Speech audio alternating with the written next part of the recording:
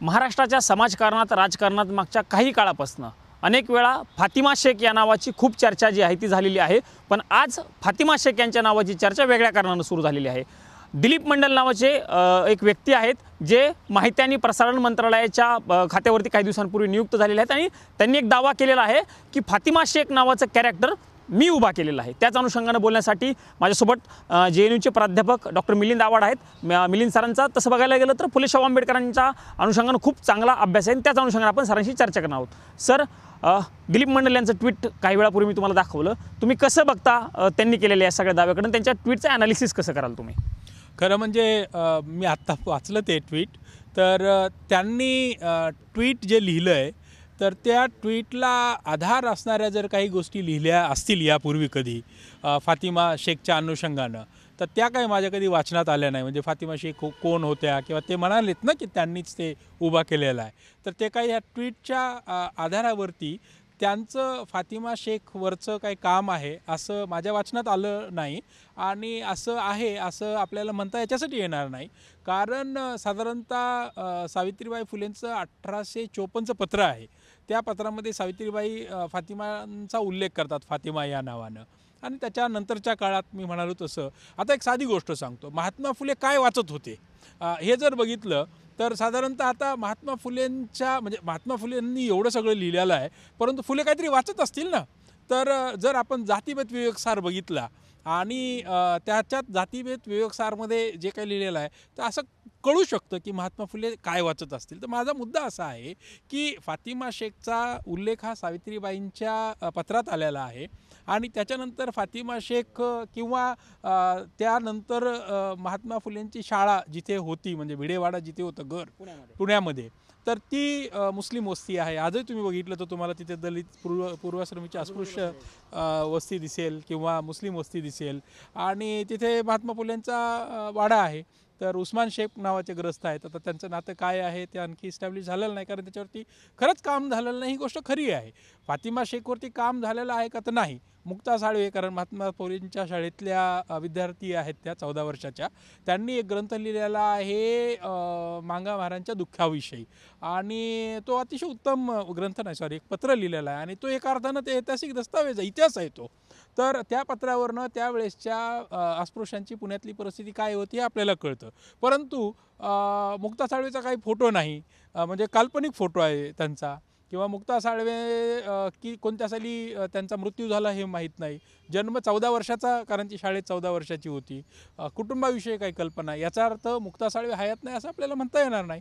तसंच फातिमा शेख जे आहेत त्या फातिमा शेख ह्या महात्मा फुलेंच्या सावित्रीबाई फुलेंच्या पत्रामधला तो उल्लेख आहे आणि त्याच्या अनुषंगानं मला असं वाटतं की अलीकडील काळात एकूण इतिहास संशोधन आणि त्या अनुषंगानं असणारा जो एक नवीन विचार पुढे येतोय तो आपण बघितला पाहिजे। तो कसा, तर हा खूप जुनी पद्धती झाली की ज्या गोष्टी फॅक्ट आहेत किंवा ज्या एव्हिडन्स बेस्ड हिस्ट्री जी आहे, तर एव्हिडन्स बेस्ड हिस्ट्री ही रॉयल कोर्ट हिस्ट्री आहे।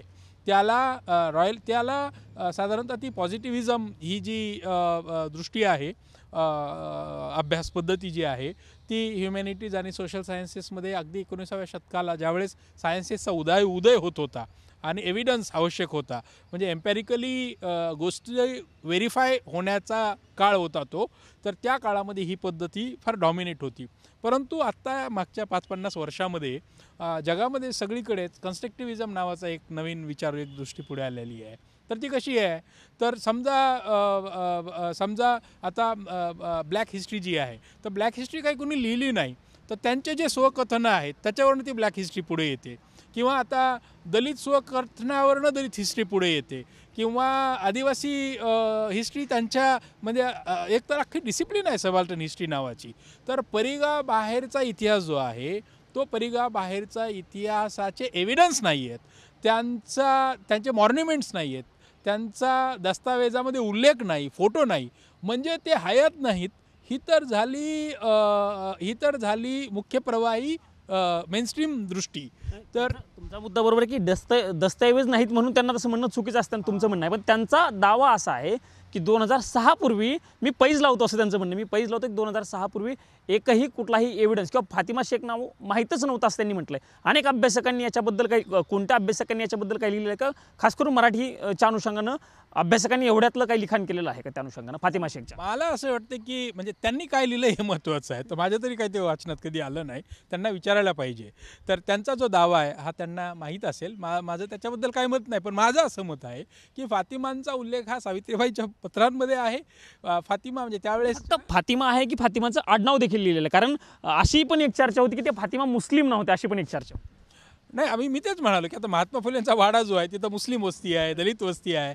तर ही एक नवीन इतिहास पद्धती आहे. म्हणजे आता तुम्ही जर महात्मा फुलेंचे आम्ही पाहिलेले महात्मा फुले हे जर पुस्तक बघितलं तर त्याच्यात महात्मा फुलेचे आणि सावित्रीबाई फुलेंचे खूप व्यक्तिरेखेचे नवीन कांगारे पैलू पुढे येतात. आणि हे जे पैलू आहेत या पैलूला त्यांनी लिहिलेली दृष्टी सोडली तर दुसरा काही आधार नाही ऐतिहासिकदृष्ट्या. म्हणजे ते ऐतिहासिकदृष्ट्या खोटं आहे का? तर माझा मुद्दा हाच आहे की ते जे म्हणतात की म्हणजे त्यांचं काय म्हणणं आहे मला माहीत नाही, परंतु फातिमा शेखवरती सविस्तर काम नाही किंवा सविस्तर कल्पना नाही ही गोष्ट खरी आहे. जशी मुक्ता साळवेंविषयी माहीत नाही, जशी बरीच म्हणजे महात्मा फुलेंच्या त्या आम्ही पाहिलेले महात्मा फुले जर बघितले तर त्याच्यात नवीन संदर्भ पुढे येतात. म्हणजे आणि ते खूप अलीकडील काळात आता म्हणजे लोक सांगतात की महात्मा फुलेंचा, मला वाटतं हरी नरकेनेच ते एक वेळेस उल्लेख केला की महात्मा फुलेंचा जो आर्थिक उलाढाल जी आहे ती त्यावेळेसच्या टाटारपेक्षा तर ती त्याच्यातनं पुढे आलेली आहे. म्हणजे त्याच्या रिपोर्ट वगैरे तर असतीलच नंतरच्या काळात एदी फडकेंचं महत्त्वाचं संशोधन आहे. पण माझा मुद्दा हा आहे की ही सगळी परिघाबाहेरची पात्रं आहेत. याचा इतिहास हा काही कुठे लिहिलेला, त्याची काही आर्काईव्ज नाही.